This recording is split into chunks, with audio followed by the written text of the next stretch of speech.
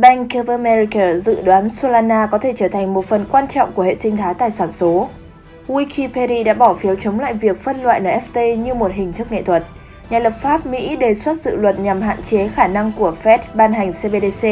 Jack Dorsey công bố kế hoạch thành lập quỹ bảo vệ pháp lý Bitcoin. Mời các bạn cùng đến với những tin tức nổi bật của CryptoLeaks VN hôm nay.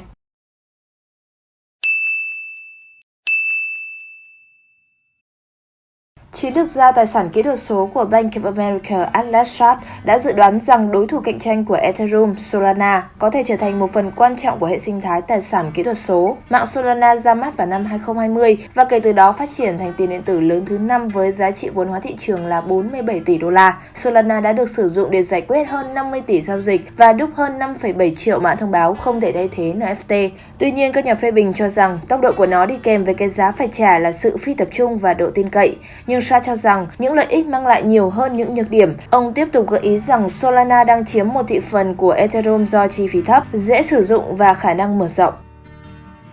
Một nhóm các biên tập viên trên Wikipedia Bách khoa toàn thư do người dùng tạo miễn phí đã bỏ phiếu chống lại việc phân loại NFT như một hình thức nghệ thuật và đã đi đến thống nhất gác lại vấn đề này. Một cuộc khảo sát và tranh luận đã bắt đầu trên nền tảng này vào cuối tháng 12, xoay quanh việc bán tác phẩm nghệ thuật đắt nhất của nghệ sĩ còn sống và liệu doanh số bán tác phẩm nghệ thuật NFT nên được gọi là bán tác phẩm nghệ thuật hay bán hàng NFT. Wikipedia thực sự không thể quyết định cái gì được coi là nghệ thuật hay không. Đó là lý do tại sao việc đưa NFT nghệ thuật hay không vào danh sách riêng của chúng khiến mọi thứ trở nên đơn giản hơn rất nhiều. Biên tập viên Jonas viết, phần lớn cuộc thảo luận tập trung vào việc liệu một NFT đại diện cho nghệ thuật hay nó chỉ đơn giản là một mã thông báo tách biệt với nghệ thuật cơ bản. Các biên tập viên đã bị xáo trộn về các định nghĩa và một số cảm thấy rằng thiếu thông tin đáng tin cậy để kết luận. Sàn giao dịch tiền điện tử lớn của Hoa Kỳ Coinbase, lớn thứ 3 trên thế giới tính theo khối lượng 24 giờ, dự định tham gia thị trường giao dịch phái sinh sau khi mua lại sàn giao dịch phái sinh FairX.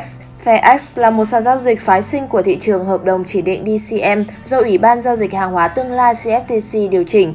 Mặc dù còn tương đối mới trên thị trường, khi ra mắt vào tháng 5 năm 2021, FairX đã đảm bảo quan hệ đối tác môi giới với các công ty hàng đầu trong ngành TD Ameritrade và eTrade, cùng với 18 công ty khác. Trong một thông báo ngày 13 tháng 1, Coinbase giải thích kế hoạch triển khai giao dịch phái sinh tiền điện tử cho khách hàng của mình tại Hoa Kỳ. Coinbase tuyên bố, chúng tôi muốn làm cho thị trường phái sinh dễ tiếp cận hơn với hàng triệu khách hàng bán lẻ của chúng tôi.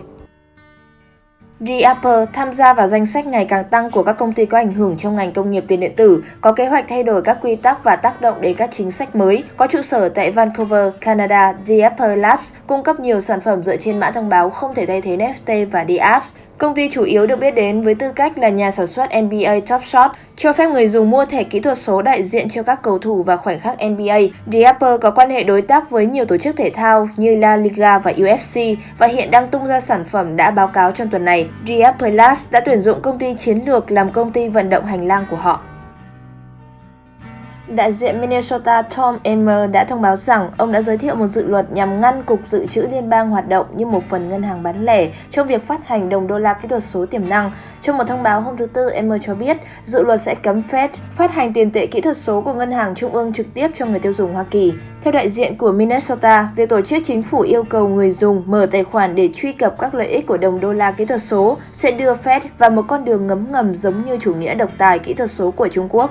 Bên cạnh những tuyên bố về khả năng giám sát tài chính, nhà lập pháp Mỹ chỉ trích việc triển khai CBDC từ Fed là quá tập trung, khiến thông tin cá nhân của người dùng dễ bị tấn công. Theo Emmer, đồng đô la kỹ thuật số nên nhằm mục đích bảo vệ quyền riêng tư tài chính, duy trì sự thống nhất của tiền tệ fiat của đất nước và khuyến khích sự đổi mới.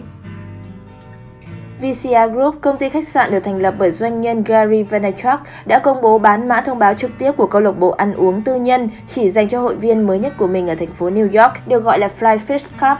Những người đi ăn hải sản nhà hàng phải mua tư cách thành viên của họ trên blockchain, được bán dưới dạng mã thông báo NFT. Theo trang web của nhà hàng này, chủ sở hữu NFT của tư cách thành viên Fly Fish có thể cho thuê mã thông báo của họ cho những người không phải chủ sở hữu mã thông báo hàng tháng, hoặc họ có thể bán lại, cũng không có chi phí hàng năm lặp lại. Fly Fish Club tuyên bố là nhà hàng NFT đầu tiên chỉ dành cho hội viên, tuy nhiên nó không phải là khái niệm ẩm thực đầu tiên tích hợp tiền điện tử vào mô hình kinh doanh của nó. Gần đây hơn, nhà hàng Crypto Street đã khai trương ở Clearwater, Florida, tự hào với nghệ thuật treo tường theo chủ đề tiền điện tử, các món trong thực đơn và việc chấp nhận thanh toán bằng tiền điện tử.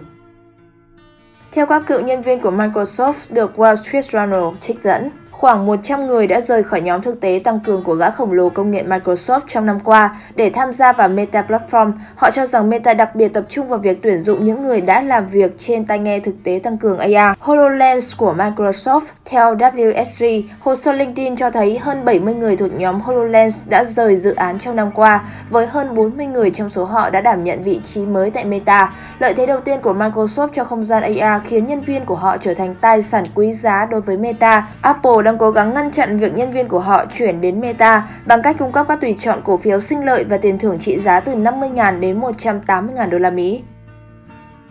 Cựu giám đốc điều hành kiêm người đồng sáng lập Twitter Jack Dorsey đã công bố kế hoạch thành lập Quỹ bảo vệ pháp lý Bitcoin cùng với Alex Marcos, đồng sáng lập trên Code Labs. Thông báo được gửi trên một danh sách thư gửi cho các nhà phát triển Bitcoin Div vào lúc 0 giờ 13 phút 45 UTC vào ngày 12 tháng 1 từ một địa chỉ email thuộc về Dorsey.